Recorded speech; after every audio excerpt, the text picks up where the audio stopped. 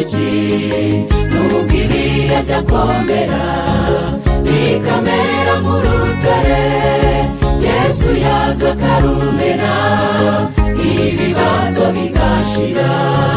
Reka kuvuga ibiwurimo bikomeye, ahubwo avuga ko Yesu ufite akomeye. Maze umubwire ibikurusha, bivuga nk'ubwire inshuti, Yesu aragutabara. Reka kuvuga ibiwurimo bikomeye, ahubwo avuga ko Yesu ufite akomeye. Maze umubwire ibikurusha, bivuga nk'ubwire inshuti, Yesu aragutabara.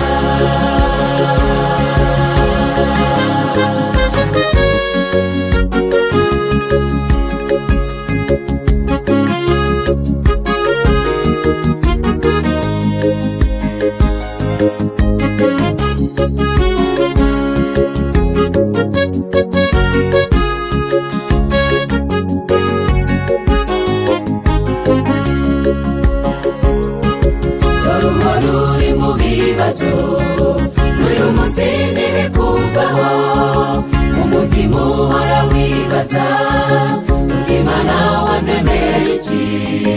Hariho byinshi yakemuye, ntabwo ibyawe byayinanira, si wo munani wagabanye, umura Yesu aragukiza. Reka kuvuga ibiwurimo bikomeye, ahubwo avuga ko Yesu ufite akomeye. Maze umubwire ibikurusha, bivuga nk'ubwire inshuti, Yesu aragutabara. Reka kuvuga ibiwurimo bikomeye, ahubwo avuga ko Yesu ufite akomeye. Maze umubwire ibikurusha, bivuga nk'ubwire inshuti, Yesu aragutabara.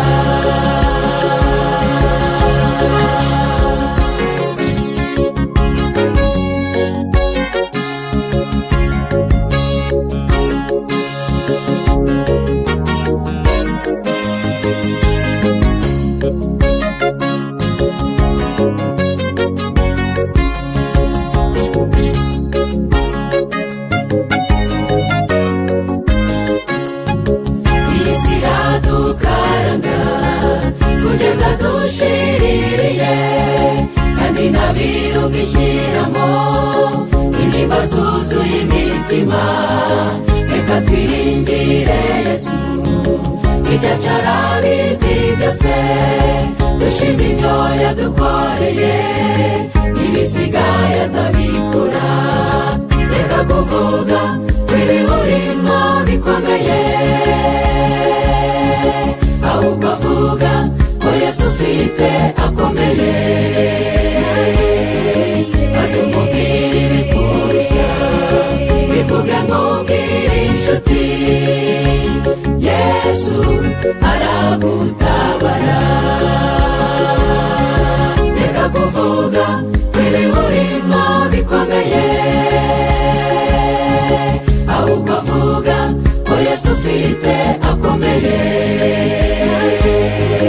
Maze umubwire ibikurusha, bivuga nk'ubwire inshuti, Yesu aragutabara.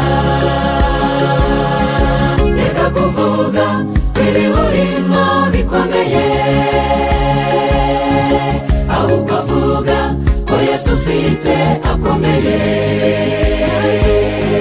Maze umubwire ibikurusha, bivuga nk'ubwire inshuti, Yesu aragutabara.